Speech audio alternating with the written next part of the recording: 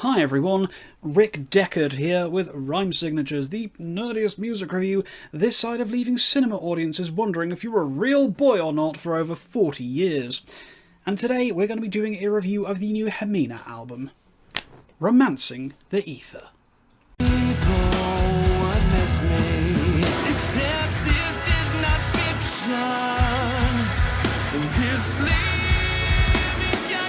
Progressive rock and metal has a long and storied history with single-track albums, be that the truest and purest sense of the word with albums like Crimson by Edge of Sanity, Light of Day, Day of Darkness by Green Carnation, Art of Life by X Japan, or I Have Little to No Memory of These Memories by Toehider. Or they might be multi-track albums that are treated as a single entity, such as Colours by Between the Buried and Me, Tool's Lateralis, or Mastodon's Crack the Sky. The idea of a single unbroken entity as the entire record is nothing new to the progressive landscape. So why do I still get very excited when a band announces that their newest album is a one-punch powerful entry into their discography? I don't know, there's something about it that sets off my prog senses unlike anything else. I'm a sucker for an epic, and I love nothing more than a huge 20-minute closer to polish off an album. See Dream Theater's Octavarium as a prime example. But to have the entire record be the epic, that's exciting. That's the sign of a band who aren't pulling their punches and are ready to be as self-indulgent and over-the-top as they absolutely need to be. So, enter Australia's Hemina. Hemina, I don't know, I'll end up flipping and flapping between the pronunciations over the course of this review, I'm sure, but whatever. These guys have been around for a little while now, getting their start with 2012's enormous debut album Synthetic, a near 80-minute opus that really bowled me over when it first came out. And I followed the band with a focused kind of interest in the wake of such an impressive debut. But despite the strengths of Nebula, Venus and Night Echoes, I felt the band never managed to quite hit the same chords as their superb first offering. So it's been 4 years since we last seen an album from Hemina, and we are now finally in possession of the frankly stunning Romancing the Ether. This record has been able to capitalise on what I enjoy most about the band while trimming the fat from their beefier releases, feeling more in line with the accessible runtime of 2019's Night Echoes than the titans of both Synthetic and Venus. In fact, you could spin Romancing the Ether twice and still not have finished a single run of either of those aforementioned albums. This one comes in at a very tidy 35 minutes long, which I'm sure some people would argue puts this more into EP territory, especially as far as progressive metal is concerned, but to those people I say phooey. If Haksan can release an incredible single-track album with 2020's Hon Trang Mao, which came in at just shy of 30 minutes, then Hemina can do so as well with Romancing the Ether. Honestly, I think I would in a lot of ways compare this album to Vietnam's finest, possibly only, progressive metal band. Not necessarily for their sounds being particularly relatable, but more for how each of these albums has hit me. I remember that Hon Trang Mao was my most listened to song of 2020 by a considerable margin. Not necessarily my favourite record of that year, but easily the one I returned to the most.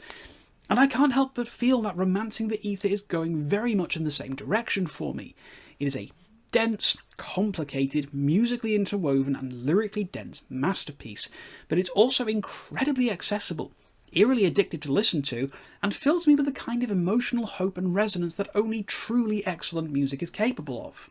The band has provided 2 ways of hearing the song, in its singular, unbroken, unblemished form, or in the 6 parts it is also subdivided into to make it, easier to listen to your favourite part independently. I say fie unto that, be not weak of eardrums and listen to the whole dang thing each time the way it's supposed to be. This does, however, make it easier for me to break the song down for review purposes, so kudos to the band for that. We start with the gentle intro of Intention, which immediately ekes out memories of hearing Haken's Visions for the first time, offering a very similar, swelling, guiding violin line before the song starts properly. It's when the first major movement of Strike 4 kicks in that the Visions comparisons start to melt away, as the spacey, wide-sounding guitar leads fire up and Hemina's own particular brand of prog metal takes front and centre. It's familiar sounding, yes, but only insofar as it's from the same wheelhouse as modern progressive metal. It's not singing from a new hymn sheet, but it is making the best use of the existing one. The most immediate thing you'll notice is just how good the lead vocals from Douglas Skeen sound on this record, sounding equal parts Tommy Karavik, Nick DeVirgilio and Petter Sandstrom. It's Funny really, it feels like I'm listening to someone brand new on this album compared to the band's earlier works. Skeen sounds so elevated, so in control and so passionate here. Nothing cracks or breaks, his performance is faultless and is one of the best vocal offerings of any record I've heard in 2023, and you know me, I am a sucker for a good vocalist. The rest of the band is no slouch either, with Jessica Martin's rumbling bass thrumming along underneath everything, forming an incredible surface for which Nathan McMahon's drums can dance over and Mitch Cool's guitar can soar across. And man does it soar! The tone on this album is fantastic, crunchy when it needs to be, ethereal when it's right for it, and never anything less than pinpoint precise with some dynamite riffing that airs on the technical side but brings in plenty of melody and catchiness too. It's when the album reaches the third part, Embraced by Clouds, that I really start to get fully into it. Strike 4 is the most straightforward prog metal part on the album and arguably the weakest part, as it lacks some of the musical expressionism that comes from the later parts of the album. It's still extremely strong, but outside of some utterly delightful vocal melodies, it's the part that I vibed the least with. Embraced by Clouds, though, changes the game almost immediately, allowing Jessica Martin the chance to shine on lead vocals, albeit briefly. Layered with some machine-like effects, she brings the sci-fi feel of the album's narrative to the forefront, before Skeen once again slips back into the lead with some absolutely bone-chilling delivery and some haunting lyrics with a melody that's been living rent-free in my head for a few days at this point. The instrumentation on this part bucks the trend of what I might have expected this album to become from its first 10 minutes, throwing in some truly brutal riffing and some impassioned background death growls that act, more as an accent to the music than anything else. But then, without breaking a sweat, we move into a Moon Safari-style a cappella section with the whole band harmonising together. It's an incredible rubber banding of styles, but it works so well that you barely even notice the switchover. And then the piano section with one of the best melodies across the entire album comes in, and get familiar with this sound because it's not the only time you're going to hear this. At this point, Romancing the Ether has me. I am enthralled, caught in the siren song of just how excellent the experience is being. And just when I think I have this album figured out, we move into the final third. It takes a turn I was not expecting, and the more I think about it, the more in love with it I become. Eastern-style vocals and instrumentation take the lead, giving an Arabic flavour mixed with Bollywood and cinematic flair. This then openly segues into what can only really be described as a section that sounds like a progressive metal version of electronica band Infected Mushroom.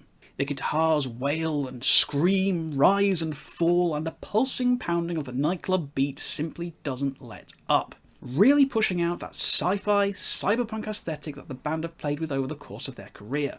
It is such a left-turn genre switch-up that I can imagine people will either love or hate this section, but I for one applaud the band for sticking to the principles and fearless experimentation that progressive music should be doing.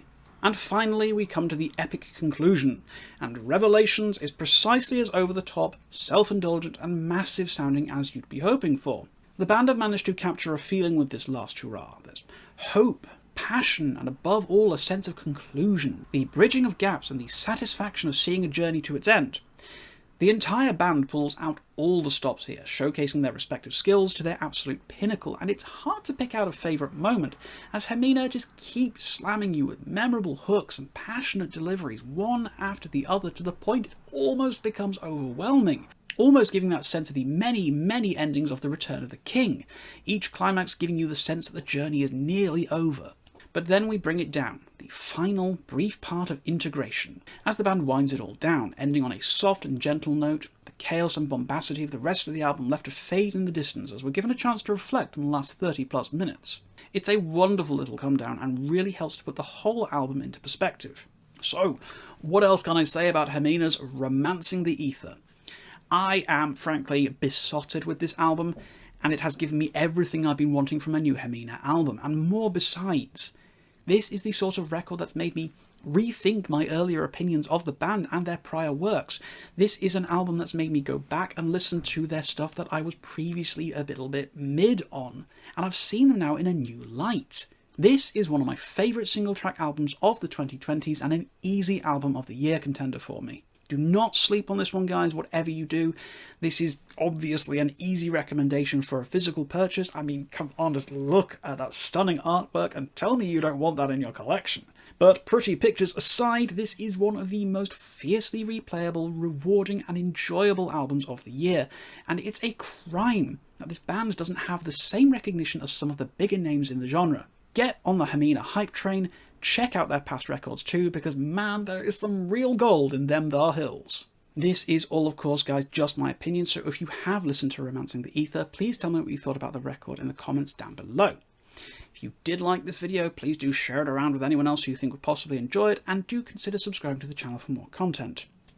I will leave my link tree down below where you'll find all the places to find me on social media, as well as a link to my Ko-fi page if you're feeling particularly generous and want to help support the channel. Well, until next time, guys, as always, keep your rhyme signatures very, very odd.